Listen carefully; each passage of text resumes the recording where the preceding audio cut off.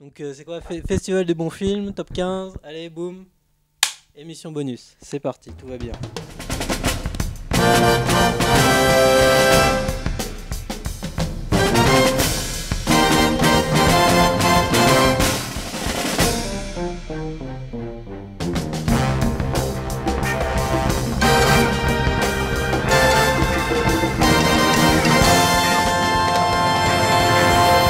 Bonjour, bonne année, bienvenue à toutes et à tous pour cette émission un petit peu spéciale du Festival des bons films.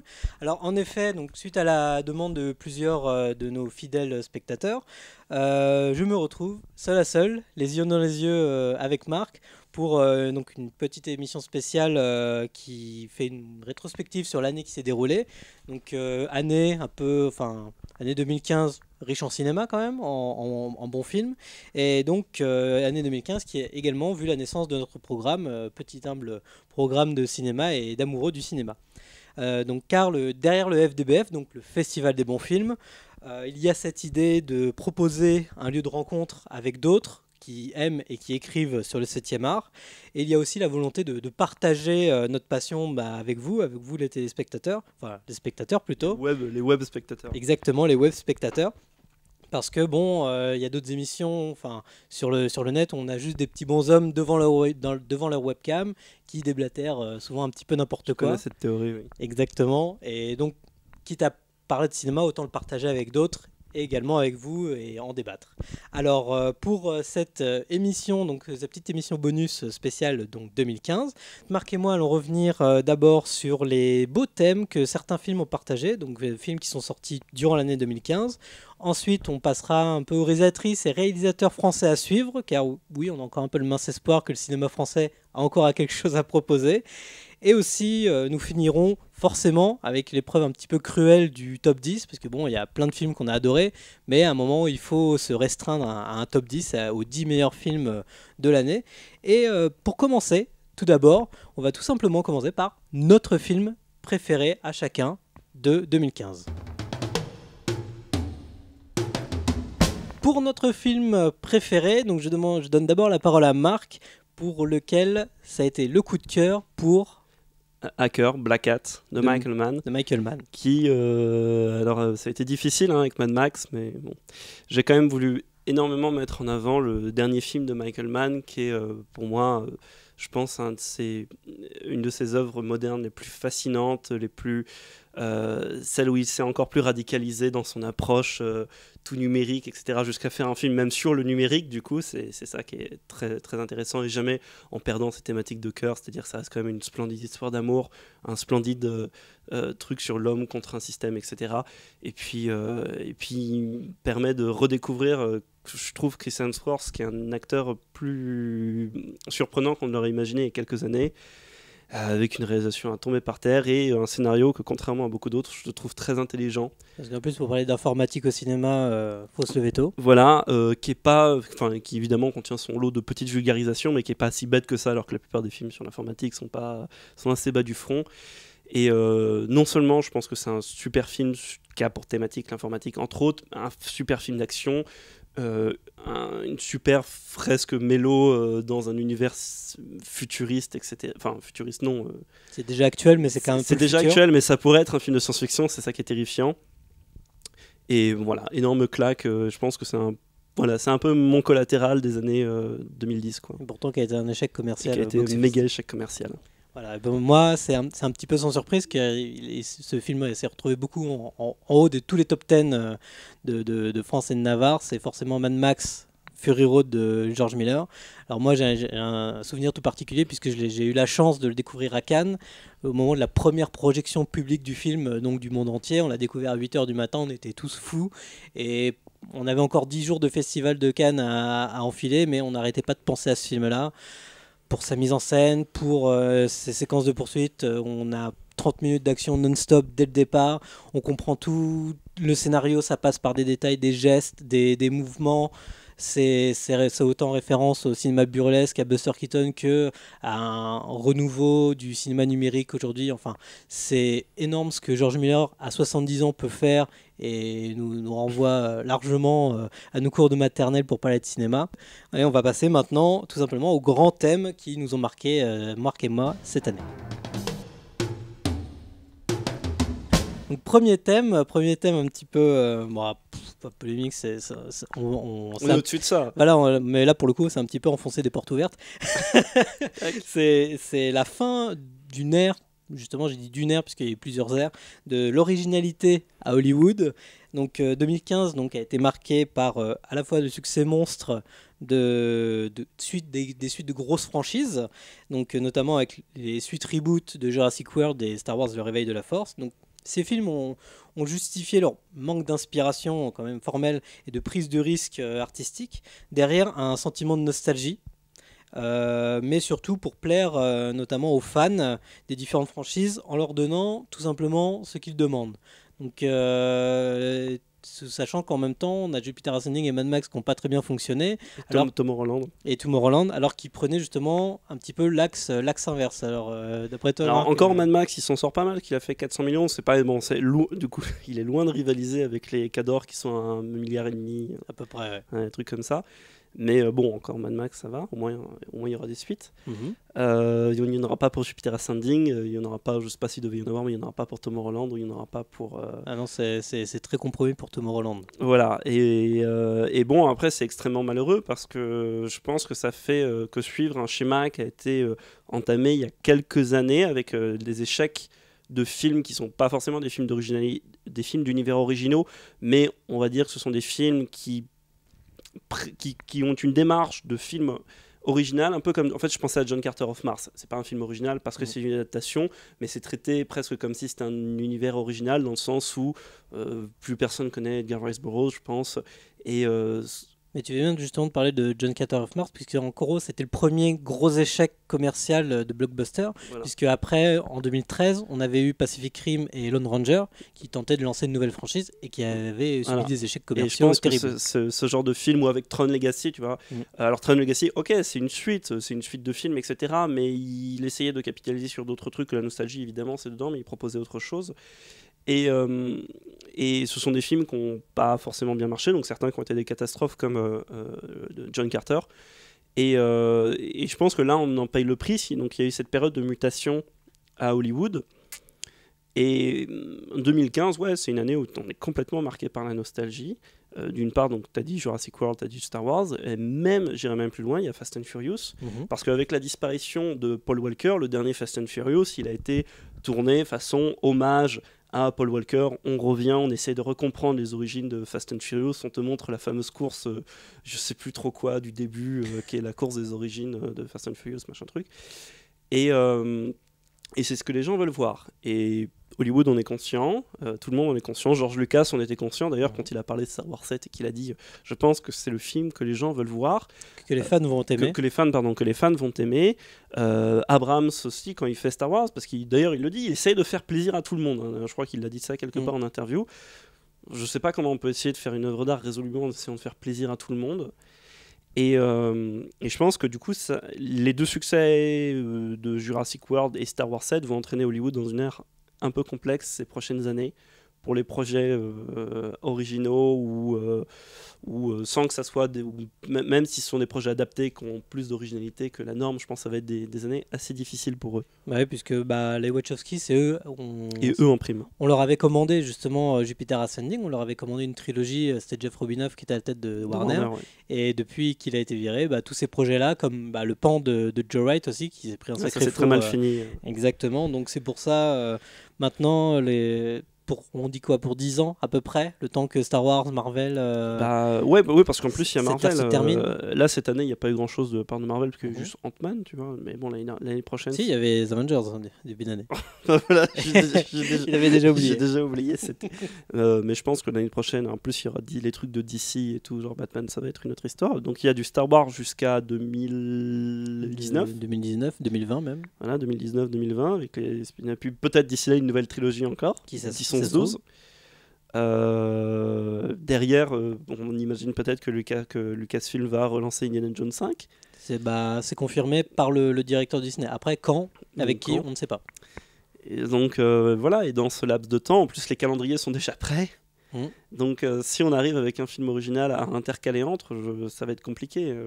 Ouais, on sait jamais. Enfin, c'est terrible, c'est qu'on en arrive même à penser, ce qu'on en avait parlé il n'y a pas longtemps d'ailleurs, c'est la problématique Avatar 2. Quand Avatar 2 va sortir, il va être confronté à Star Wars 8, si je dis pas d'ânerie. Normalement, oui, voilà, Star il va Wars être 8. confronté à Star Wars 8. Et aujourd'hui, le succès d'Avatar, c'est complètement estompé, ce que je trouve un peu malheureux, mais bon, c'est comme ça.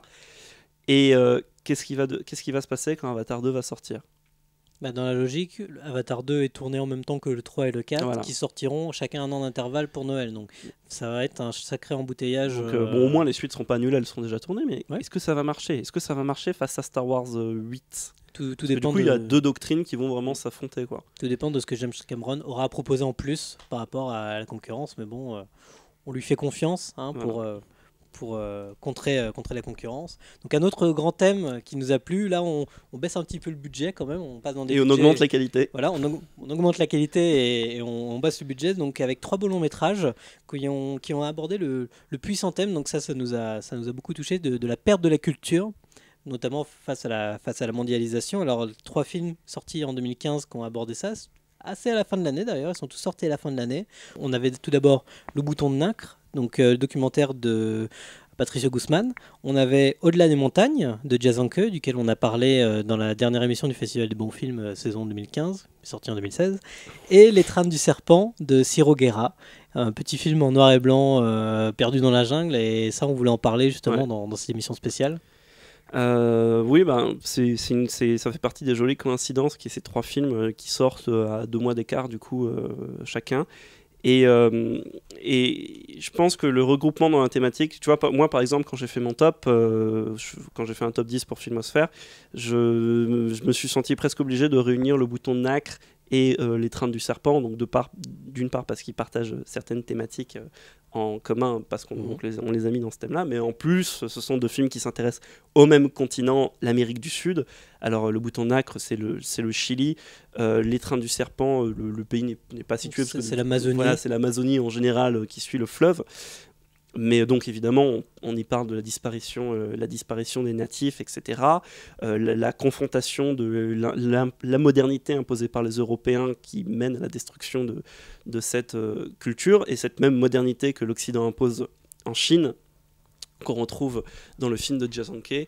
Et alors là, c'est encore presque, bon, c'est pas mieux, mais c'est différent parce que c'est traité sur 30 ans quasiment, c'est de 1999 à 2025, et c'est des films pour lesquels il faut se battre parce qu'ils ont énormément d'ambition. Ils parlent de choses d'actualité, ils le font pas naïvement, ils le font aussi avec un regard qui est bienveillant. Dans le cadre Au-delà des montagnes, c'est bienveillant. Les autres, Le Bouton de Nacre un peu aussi, Les trains du serpent, c'est un peu moins heureux. C'est formel sur ce que ça veut dire. Voilà, mais je pense que si vous pouvez les voir, si vous ne les avez pas vus, vous pouvez presque vous enchaîner les 3 parce que je pense que vous allez avoir des passerelles. Voilà, une trilogie thématique sur la perdition de la culture. Voilà, et puis moi je citerai juste la dernière citation du film de Ciro Guerra, voilà, justement, qui dit: ce film est dédié à ces peuples dont on n'entendra jamais les chansons. Voilà. Donc tout est un peu dit dans cette phrase. C'est ça qui m'a fasciné dans ce film-là, d'autant plus que formellement le noir et blanc est incroyable. Ah oui, alors ça c'est y a mention spéciale sur l'univers que l'image de l'étreinte du serpent permet. Alors moi, ça m'a vachement fait penser. Alors je sais, sur l'affiche, il y avait écrit que c'était quelque part entre Aguirre et Fitzcarraldol, sans citer de film précis, parce que ça me fait pas forcément penser à Aguirre, mais c'est vrai que c'est un truc très herzogien.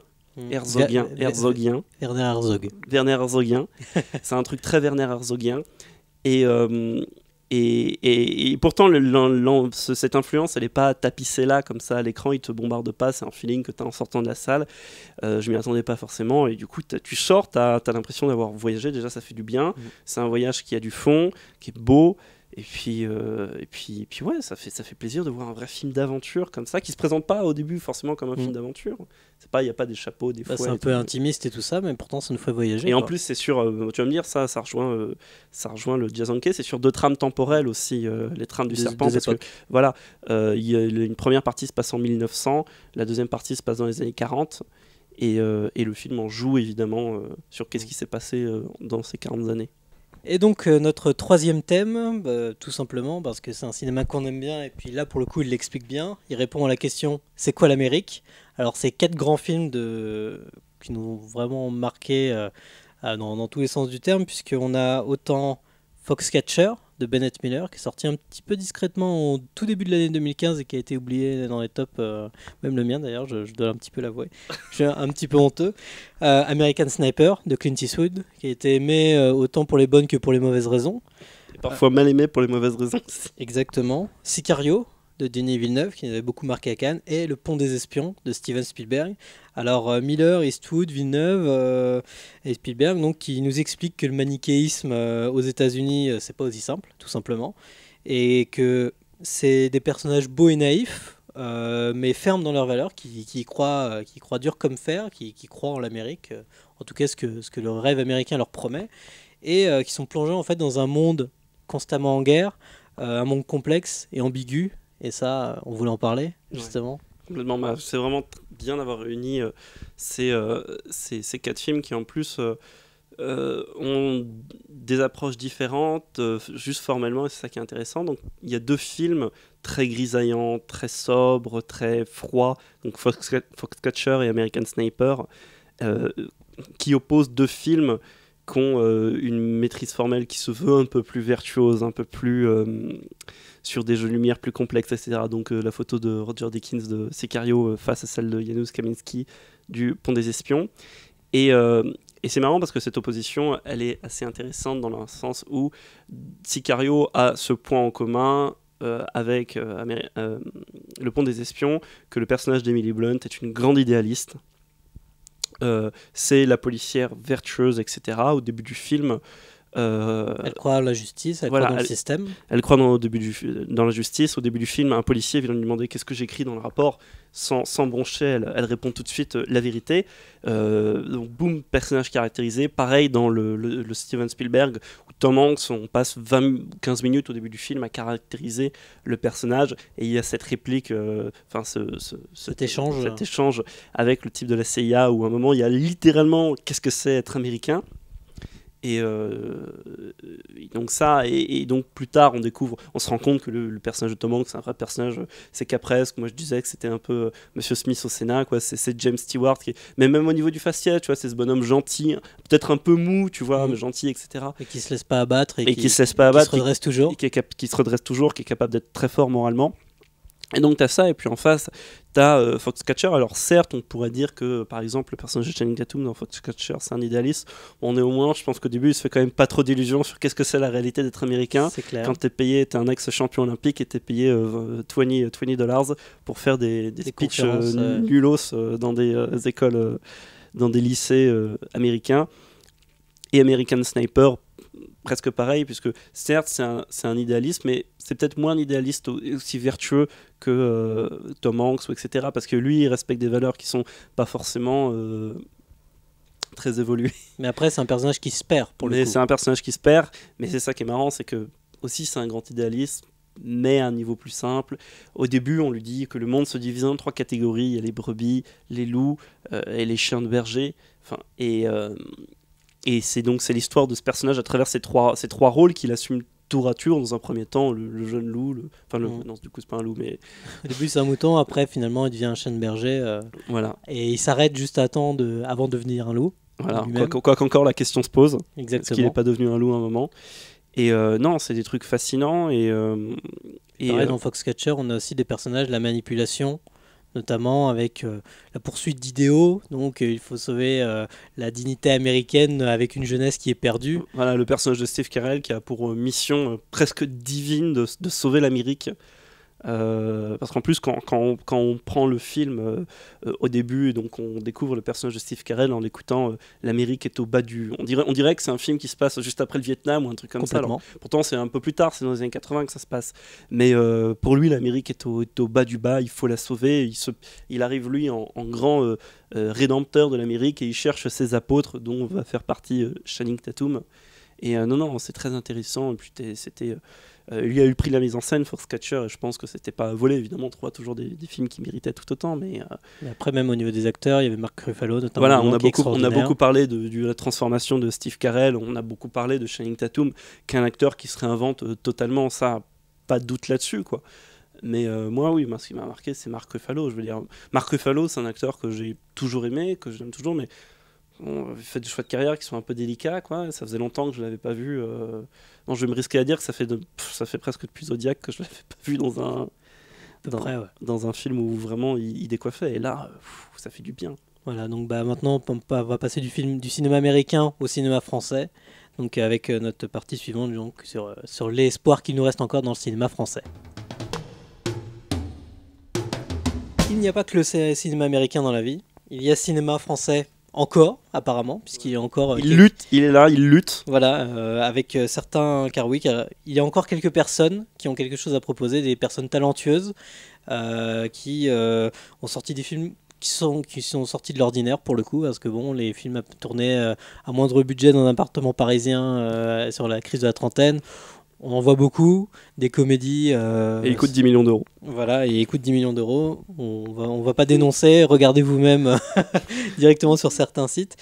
En tout cas, ceux qui se sont démarqués en 2015, c'est des films surtout qui nous ont fait voyager, mais aussi, malheureusement, qu'on parlait d'une guerre qu'on s'est pris de plein fouet justement l'an dernier. Alors dans ces films, déjà le premier, on a le film de Thomas Bidguin, Les Cowboys. Donc Thomas Bidguin qui a roulé sa bosse en tout cas comme scénariste pour Jacques Audiard. Il y a Pierre. Voilà. Et il s'est lancé avec brio en faisant Sa prisonnière du désert à lui. Donc pour le coup, chapeau l'artiste. En plus c'est réussi avec François Damiens qui est extraordinaire dedans. Enfin bon, très très bien. Mais il fallait également aussi compter sur Clément Cogitor avec Ni le ciel ni la terre. Alors ça fait voyager aussi. Alors en quoi ça t'a marqué justement ce film-là Bon, déjà, c'est un premier film comme les Cowboys, sauf que Clément Cogitor n'a pas forcément le background qu'avait le réalisateur des Cowboys. C'est assez fabuleux. Alors moi, ça m'a beaucoup fait penser au désert des Tartares, parce que donc c'est l'histoire de ces soldats qui sont dans la frontière nord de l'Afghanistan, où il n'y a personne, ils sont perdus, et puis il y a des circonstances... des personnages qui disparaissent. Voilà, il y a des personnages qui disparaissent dans des circonstances presque fantastique, et le film l'assume totalement, c'est très intéressant, et il est quand même ancré dans le réel parce que ça parle quand même de choses réelles, ça parle de l'intervention française en Afghanistan. On n'en parle pas forcément beaucoup. Le dernier film qu'on a parlé, c'était Force Spéciale, et c'était pas forcément brillant. Pas bien. Et donc en partant de cette situation du réel, il arrive à te faire finalement un vrai film de genre. Je trouve ça génial, et parfois on est très doué là-dessus en France, prendre des éléments du réel pour faire un vrai film de genre. Après, un autre film qui se passe dans le désert, pour le coup, cinéma français, c'est le film de David Oppenheim, Loin des hommes, qui se passe pendant la guerre d'Algérie.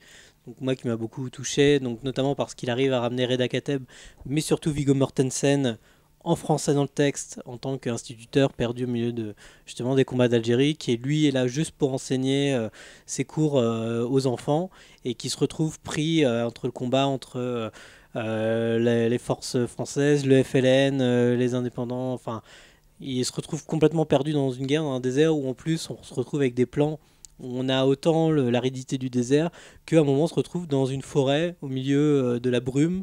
Donc franchement c'est assez extraordinaire la manière dont il montre les différents paysages de l'Algérie. Et aussi un autre film qui parlait de la guerre, c'est le film d'Alice Winocourt, Maryland, qui parle de la guerre, mais qui la montre pas tant que ça en fait. Alors ce qui est génial, c'est que le hasard du calendrier veut que Maryland soit la suite spirituelle de Ni le ciel ni la terre, parce que les deux films sont sortis à un mois d'écart. Il faut expliquer le lien alors. Non, je vais expliquer le lien. Mais Maryland narre la reconversion d'un traumatisé de guerre en Afghanistan. Donc Matthias Schoenaerts, d'un traumatisé de guerre en garde du corps, plus ou moins poussé à la porte de l'armée de terre à cause de son trauma justement, et donc sa reconversion en garde du corps. Et le personnage de Ni le ciel ni la terre, qui est interprété par Jérémy Régnier, vit quand même une forme de trauma en Afghanistan dans les circonstances qui l'amènent à perdre ses hommes de manière inexpliquée, ce qui est extrêmement frustrant. Le film joue sur cette frustration. Donc déjà, j'aime ce parler entre les deux films. Puis je trouve que les deux films ont pas le même ton, mais la même essence. C'est-à-dire, c'est deux films de jeunes réalisateurs. C'est son second film à Anis Winocourt, mais on pourrait dire que c'est son premier. Après, c'est comme si c'était un premier film.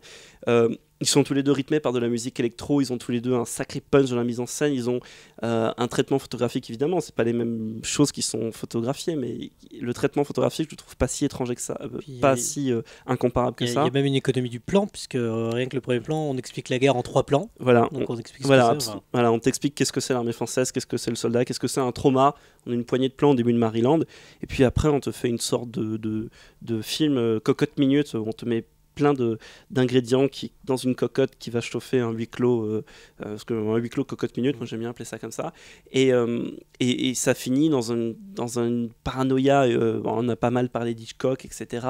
On peut parler de David Fincher, Panic Room, qui était lui-même très Hitchcockien. Et non, c'est un très beau film. Évidemment, ça finit par exploser, je vais pas en dire plus. Et d'autant plus que dans les deux films, c'est aussi deux films avec deux acteurs belges. Jérémy Régnier dans le cas et Matthias Schoenaerts dans le second cas, et je pense que c'est vraiment des films qu'il faut encourager, surtout que les deux ont très très mal marché. Ni le ciel ni la terre, ça a fait 35 000 entrées, à peine. Maryland, ça a dû faire peut-être un peu plus, 100 ou 120 000 entrées, je crois, quelque chose comme ça. Et non, c'est absolument des films qu'il faut soutenir, sachant que Alice Winocourt, la réalisatrice de Maryland, c'est aussi la scénariste de Mustang. Bah justement, il n'y a qu'un pas, justement, parce que le cinéma français aussi, pour faire des très bons films, c'est aussi surtout la coopération entre les pays. Et deux films qui nous ont bien marqué avec la coopération franco et puis avec tous les autres pays d'Europe comme on veut. Donc Mustang de Denis Gams-Erguven. Donc là, pour le coup, là aussi, on est dans un huis clos cocotte minute. Et ben voilà, là aussi, on est dans un huis clos cocotte minute. Et là aussi, c'est ce que je disais tout à l'heure sur la capacité du cinéma français, parce qu'on va dire que c'est un film français, de partir d'une situation du réel pour en faire un film de genre, parce que là, on parle de situation du réel, donc la condition d'une sororité. Pas évident à placer. Ouais. En Turquie, qui n'est pas la Turquie occidentale. Dans une famille conservatrice, etc., et qui se mue progressivement en film de prison, en film carcéral, puis en film d'évasion. Puis en film d'évasion.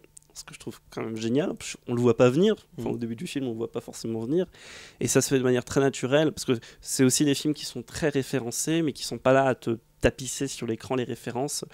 Déjà c'est un film qui est très beau juste pour ses personnages, notamment pour l'héroïne qu'il y a dans Mustang, la petite Lalé. On te fait un vrai conte, parce que Mustang c'est un peu ça aussi, je trouve que c'est un conte qui en plus bénéficie d'images qui sont tombées par terre. Et même la musique. Et la musique de Warren Ellis, qui aussi a composé du coup pour Loin des Hommes. Voilà. C'est ça qui est quand même formidable, on est quand même capable d'aller chercher Warren Ellis. Comme compositeur plutôt d'habitude de films américains, mais finalement il est complètement enclin à faire des petits films français. Et Mustang aussi, c'est un premier film d'ailleurs, donc chapeau quoi. Chapeau l'artiste. Et l'autre gros film qui nous a remué les tripes à fond, c'est Le Fils de Shaul de Laszlo Nemes pour le coup. Et là on est un petit peu dans la prison autant physique que psychologique, avec concentration, enfin plutôt même d'extermination pour la Seconde Guerre mondiale, filmé en 1933. Voilà, qui est même une prison d'image, une prison de cadre où on peut pas sortir du cadre. Et ça a été une expérience vraiment traumatisante. Ah bah ouais, c'est un vrai film d'expérience. Ouais. Et c'est vraiment un film d'expérience pour le coup, et ça nous plonge littéralement. Comment on peut parler des camps d'extermination, c'est difficile d'être subtil. Mais au moins, avec son premier film, Laszlo Nemes, il a dit je sais quelle voix, je sais comment je vais parler de mon film, et au moins il a assumé sa mise en scène jusqu'au bout. Et ça, franchement, ça méritait d'être remarqué. Et en plus, Grand Prix au Festival de Cannes, que demande le peuple, quoi. Voilà. Donc voilà, bon, bah, maintenant qu'on a passé sur ces premiers films, donc on a espoir que tous ces réalisatrices et réalisateurs nous offrent des très grands films pour plus tard. Mais maintenant, on va passer à notre top 2015.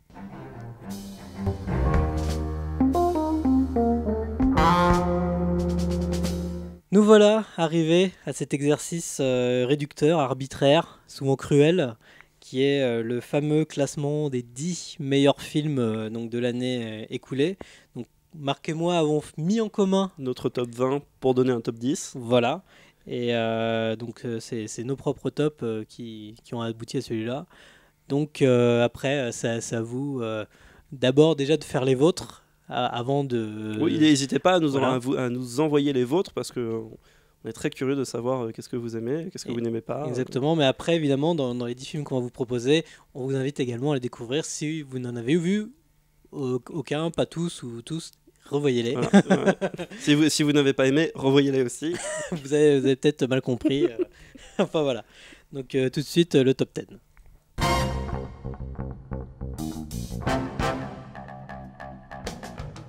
Numéro 10, Les Cowboys, de Thomas Bidguin.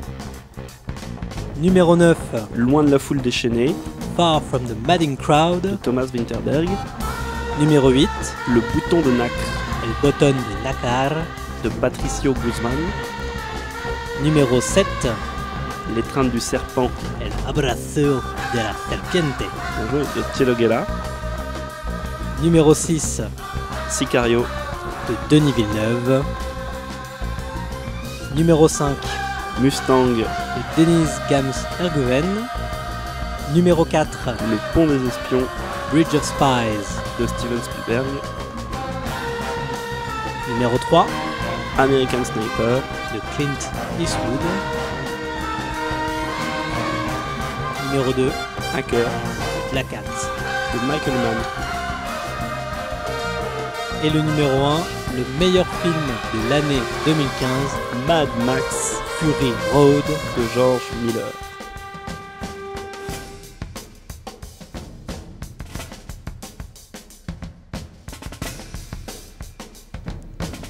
Et voilà pour l'année 2015. Bon bah ça c'est fait. L'année 2016 qui commence un petit peu en fanfare avec le nouveau Tarantino. En plus, ça nous promet déjà de belles discussions au fur et à mesure, au fur des prochaines émissions du Festival des bons films. Alors Marc et moi vous donnons rendez-vous début février pour la nouvelle saison du Festival des bons films. Et oui, ça continue avec deux nouveaux invités. Partagez le FDBF sur tous les réseaux sociaux possibles et inimaginables. Dans la vraie vie aussi. Exactement. Ça existe encore. N'hésitez pas à en parler auprès de vous parce que le bouche à oreille, ça marche aussi. Donc abonnez-vous sur YouTube, aimez-nous sur Facebook, suivez-nous sur Twitter. Allez voir des films, c'est bien, mais en voir des bons, C'est mieux. au revoir et à la prochaine émission. Salut, et puis bonne année. Bonne année.